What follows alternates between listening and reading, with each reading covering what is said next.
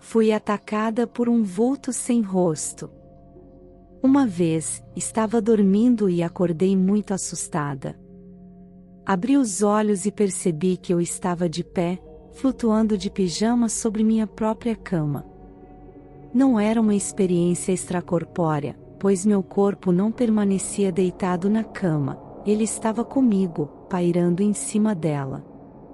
Fiquei muito assustada e comecei a respirar com dificuldade. Logo em seguida, reparei que não estava sozinha no quarto. Um vulto apareceu ao meu lado e, quando me virei para encará-lo, só pude ver a silhueta de uma pessoa. No lugar do rosto, tinha apenas uma mancha branca. O corpo era a continuação desse borrão.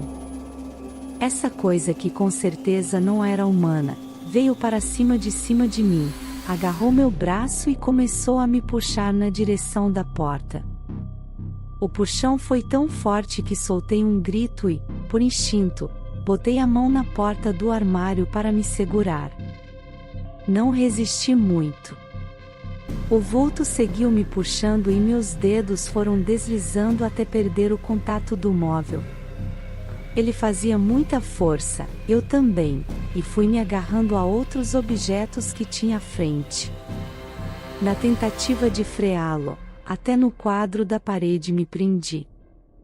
Ninguém na minha casa parecia me ouvir, mas eu continuava berrando e escutava minha própria voz claramente. Percebia também o barulho estranho que o vulto emitia, uma coisa meio gutural. De repente, soltou algo que parecia uma frase. Era como se dissesse que iria me levar embora, ou foi o que entendi. Olhava para ele, que não tinha olhos nem braços definidos. Isso dificultava minha reação porque eu não sabia de onde me desprender. Era como se ele fosse se enrolando em mim. Só eu sei a força que fiz. E era difícil lutar daquele jeito, sem os pés no chão. Finalmente, depois de muito puxar de volta, me libertei. Caí estatelada em cima da cama e vi a coisa amorfa bater em retirada, flutuando em direção à porta. Antes de sair em definitivo, grunhiu mais uma frase turva. Voltaria para me fazer muito mal. Fiquei estática no escuro do quarto até conseguir me levantar e chamar os amigos que moram comigo. Eles não haviam notado nada, nem ouvido barulho algum. Como aquilo aconteceu? Não consegui explicar. Vi um gigante surgir das águas do rio. Em Juazeiro, na Bahia, cidade onde moro, existem lendas e histórias antigas envolvendo o Rio São Francisco. O folclore em torno dele é antigo e, desde pequena, ouço que naquelas águas moram seres que não são nem humanos nem animais. Estão lá para proteger o rio e, por isso, costumam manter as pessoas afastadas. Nunca dei crédito. Mas um dia, há mais de 30 anos, fui nadar com meu marido no rio, como gostávamos de fazer, sozinhos num trecho afastado da cidade. O dia estava bonito e o banho, uma delícia. A natureza da região é realmente especial. Mergulhamos e, quando submergimos, sentimos uma correnteza se formar. A água, que até então estava plácida, ficou agitada de repente. Nos olhamos e, imediatamente, começamos a nadar rápido para a margem. Nesse momento, eu e meu marido sentimos uma turbulência forte passar pelas nossas pernas. Era uma pressão ascendente, como se algo viesse subindo do fundo do rio rumo à superfície. De repente, um homem gigantesco emergiu de dentro da água. Ele era muito alto e estava nu. Tinha o corpo musculoso, a pele negra e a cabeça careca, além de aparentar ser jovem e exibir escamas pelo corpo. Eu mal podia acreditar, mas aquele homem era exatamente como descreviam nas histórias regionais. Assim que saiu da água, começou a gritar conosco em um idioma que não entendíamos.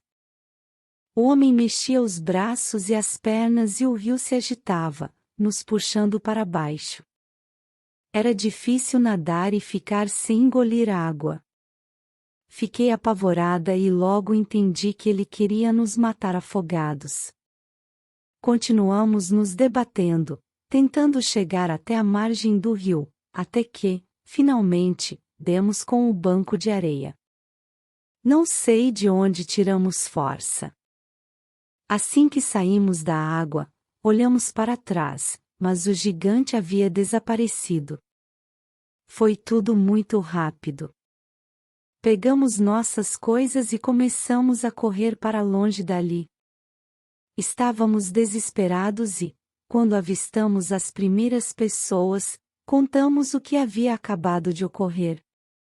Ninguém acreditou na gente. Nunca mais tive coragem de pisar naquele trecho de margem, nem mesmo perto. Continuo nadando no São Francisco, mas, até hoje, rezo e peço proteção toda vez antes de entrar. Minha Barbie voou e derreteu na minha frente. Nasci às 10 horas da noite, por isso, minha família criou a tradição de me dar parabéns pela data somente depois desse horário. Não era meu ritual favorito, afinal, nenhuma criança gosta de esperar por coisas boas, mas eu não fazia drama. Quando completei 6 anos, em 1998, o dia começou de acordo com o hábito. Levantei disposta a esperar até a noite, porém nenhum dos meus familiares me felicitou. Mas, diferentemente dos outros aniversários, naquele passei o dia angustiada e ansiosa. Para piorar, comecei a sentir uma dor muito forte nas costas. Eu era uma criança saudável e feliz, não tinha o menor precedente para esses sintomas. Preocupados, meus pais decidiram então romper a tradição e adiantaram a comemoração para que eu pudesse descansar. Fizemos uma festinha no fim da tarde e fui dormir cedo. No meio da madrugada, acordei de repente. Passei a sentir dores intensas nos braços, nos pés e no pescoço. Aquilo era muito estranho e assustador e meu primeiro impulso foi me levantar para chamar minha mãe. Mas, quando tentei fazer isso, percebi que os membros estavam presos à cama. Olhei para baixo e vi, na penumbra, cobras enroscadas nas minhas pernas, nos pulsos e no pescoço. Eu tinha uma Barbie, presente de aniversário de 3 anos, que adorava. A boneca ficava na prateleira em frente à cama. De repente, vi que ela começou a flutuar na minha direção, sem que nada ou ninguém a segurasse. Quanto mais se aproximava, mais eu podia ver que seus bracinhos finos estavam derretendo, mesmo sem haver fogo. A visão me causou um susto tão grande que acredito ter desmaiado nessa hora. No dia seguinte, de manhã, fui até o espelho e vi que tinha uma marca vermelha forte em volta do meu pescoço. Olhei para os punhos e, ali também, algo parecia errado. Nas pernas, havia vergões como se eu tivesse sido amarrada por cordas apertadas. Procurei minha boneca e a encontrei no chão, em frente à minha cama. Quando cheguei mais perto para pegá-la, vi os braços da minha querida Barbie meio deformados. Estavam derretidos. Saí correndo, chamei minha mãe e mostrei a boneca. Ela, que assim como eu, é sensitiva, aceitou meu apelo para jogar a Barbie fora. Assim que ela deu ok, enterrei o brinquedo na lata de lixo. A pousada em que nos hospedamos era bem antiga e já havia funcionado como hospital no passado. Achamos pitoresco. A primeira noite transcorreu tranquilamente. No sábado, saímos para conhecer a região. Perto das 19 horas, decidimos jantar lá mesmo, na hospedaria, e encerrar o dia em seguida. A corrida era bem cedo no dia seguinte e minha mulher precisava descansar. Nosso quarto era o mesmo para os 4. Liv, minha filha, e a avó dela ficaram no beliche perto da parede. Minha mulher ficou numa cama espaçosa só para ela e, no outro canto do quarto, me deitei numa cama de solteiro. Começamos a conversar sobre a viagem e sobre o que havíamos visto na cidade até que pegamos no sono, por volta das 22 horas. Apesar de ter o sono mais pesado da família, costumo acordar quando ouço algum ruído forte. Foi o que ocorreu por volta das 2 horas da manhã, enquanto minha sogra dizia: "Pare com isso, Livi." Ela achava que minha filha estava batendo na cama com os pés, mas a menina estava quietinha, deitada na cama de cima. Tentei entender qual era o problema e mal pude acreditar quando vi o beliche se arrastando pelo chão e batendo forte contra a parede sem que ninguém encostasse nele. Minha sogra começou a gritar e dizer que estava arrepiada, sentindo alguma coisa ruim. O móvel seguia chacoalhando e golpeando a parede com tanta força que o barulho ficou bem alto e, a essa altura, estávamos todos acordados. Minha filha e minha mulher gritavam e, por alguns segundos, achei que minha sogra fosse ter um piripaque. De repente, a cama parou de se mexer e o silêncio voltou a dominar a pousada. Éramos os únicos hóspedes do lugar. Minha sogra fez uma oração e, um tanto nervoso, voltei a dormir. Minha mulher não teve a mesma sorte. Na manhã seguinte, participou da corrida cansada. Relatamos o episódio à dona da pousada, mas ela garantiu que isso jamais havia acontecido por lá. Insistiu que o local era sossegado e completou dizendo que deveríamos ter medo de quem está vivo, isso sim.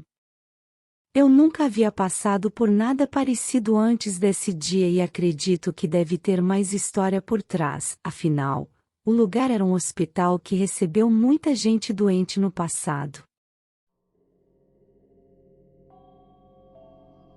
Devia ser perto das 3 horas da manhã e os passageiros dormiam. Havíamos deixado as luzes baixas e fechado a cortina que separa as poltronas da galley, a área de serviço. Passei por ela e cheguei à porta da cabine de comando. Esperava que me pedissem um café, e ele e o copiloto costumavam tomar para ficar em alerta, mas, assim que abri, uma luz fortíssima me cegou. Meu primeiro impulso foi entrar rapidamente e fechar a porta atrás de mim para não acordar os viajantes. "O que é isso?" perguntei atônita, enquanto protegia os olhos com um braço e, com o outro, tateava para encontrar o assento atrás deles. Segundo o comandante, a luz se aproximara numa velocidade tão rápida que ambos acharam que chocaríamos. Mas parou a poucos metros da aeronave e ficou ali, do jeito que eu a estava vendo, à esquerda da cabine, 45 graus acima de nós. Estávamos numa linha reta em cima da floresta amazônica e o avião ia no piloto automático. Podia ouvir o chiado do rádio, e o copiloto, de óculos escuros no meio da madrugada, tentava fazer contato com a base. "Inoperante, inoperante", ele repetia. A luz nos acompanhou por cerca de 10 minutos, sempre à mesma distância. Ao final desse tempo, o piloto, que estava de cap, disse que já podia olhar, pois ela estava enfraquecendo. A vi rumar à direita e, de repente, se afastar rapidamente. Era muito branca e intensa, sem forma definida, definitivamente não era redonda e tinha raios dentro dela de um azul lindo, como neon, e rosa. O sinal foi restabelecido assim que ela desapareceu. Voltei a Galley e dividi a experiência com os colegas. O resto do avião havia permanecido no escuro todo o tempo. No dia seguinte, quando acordei em Belém e fui escovar os dentes no banheiro do hotel, dei de cara com meu rosto queimado. Havia apenas uma faixa branca que eu havia protegido. O colo e os braços estavam como torrados de sol. Desci ao saguão e encontrei o comandante na mesma situação, telefonando para São Paulo. A empresa ordenou que retornássemos no próximo voo comercial e enviou substitutos. Passamos, os três, por uma série de exames no Hospital da Aeronáutica e fomos avisados de que qualquer comentário sobre o episódio estava proibido. Se falássemos, eles negariam e passaríamos por estúpidos. Os testes não constataram nenhuma radioatividade e retomei minhas atividades dias depois. De vez em quando, espiando pela janela do avião, vi outras luzes nos acompanhando também, mas nunca tão de perto como aquela.